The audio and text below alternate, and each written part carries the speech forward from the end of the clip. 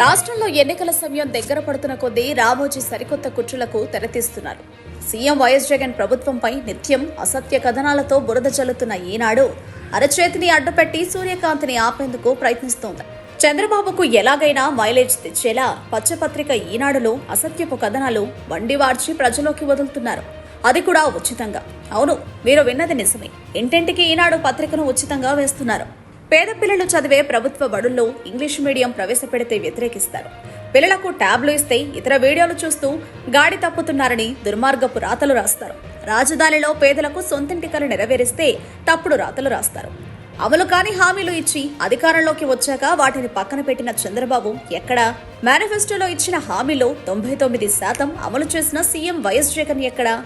రామోజీ పేదలకు ప్రయోజనం కలిగించే ఏ కార్యక్రమం చేపట్టినా చంద్రబాబు ఎల్లో మీడియా బురద రాతలు రాస్తూనే ఉన్నాయి. ఇలాంటి పనికి మాలిన కథనాలను ప్రజలు పట్టించుకోవడం లేదు. దీంతో ఈసారి ఈనాడు సరికొత్త ఎత్తు వేసింది. టీడీపీని చంద్రబాబును జాకీర్లు లేపడం కోసం చివరకు తన పత్రికను ఉచితంగా పంచేందుకు సిద్ధపడ్డారు రామోజీ. ప్రభుత్వంపై సీఎం వైఎస్ జగన్ పై రాసే తప్పుడు కథనాలు ప్రజలకు చేరేలా లక్షల కాపీలు పంచుతున్నాడు రామోజీ. అయినా ఈ పాటలన్నీ చంద్రబాబు కోసమే అని ప్రజలకు తెలుసు.